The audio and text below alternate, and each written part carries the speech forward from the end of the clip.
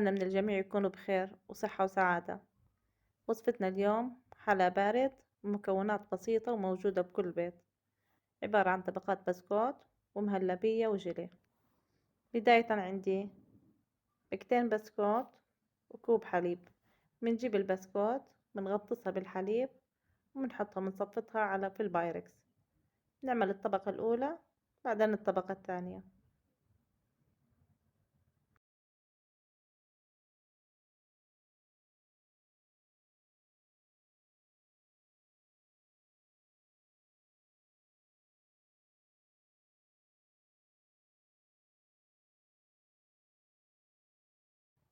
بكون البسكوت عندي بهاي الطريقة. هلا عندي بدي أعمل المهلبية. عندي 4 أكواب حليب كامل الدسم. كل كوب من الحليب بضيف لها معلقة سكر، أو إذا بتحبي تضيفيها 5 معالق زي ما بتحبي الحلا تبعت المهلبية. وكل كوب من الحليب بنضيف لها معلقة نشا كبيرة مليانة. بنحطهم مع بعض وبنحركهم، وبدوب النشا مع الحليب حتى يدوب النشا تماما.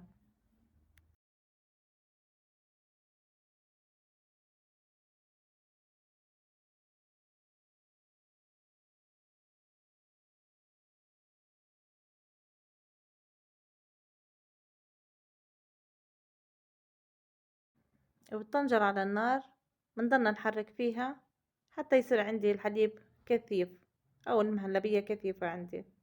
بنضلنا بنحركها وما بنتركها حتى ما يفرط عندي الحليب أو يتكتل عندي النشا.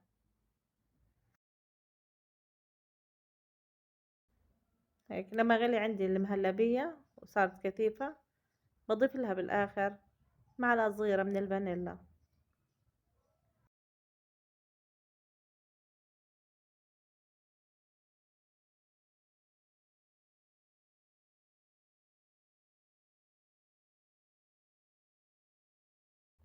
وآخر خطوة عندي مكعبين من الزبدة بحطهم عليها حتى يذوبوا، بحركهم حتى يذوبوا، وبعدين بتكون عندي جهزت عندي المهلبية.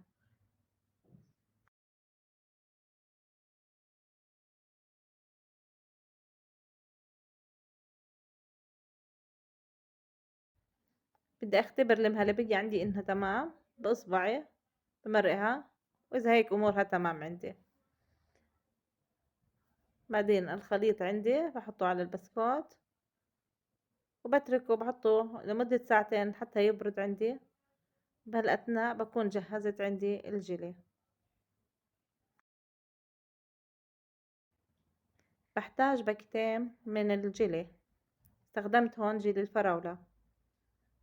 بفرغهم وبضيف لهم كوبين ماء ساخن، عيار الكوب 200 ملي. بندوبهم مع بعض حتى يذوب الجيلي. بضيف لهم كوب ماء بارد نفس العيار 200 ملي.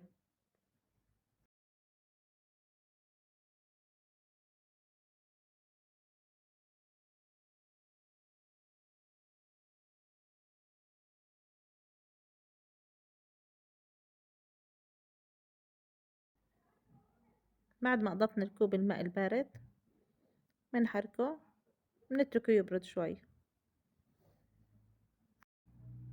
هون المهلبية بردت عندي، هلا بضيف لها الجيلي. بنصبها شوي شوي على معلقة عشان ما عندي تفرط عندي الجيلي المهلبية.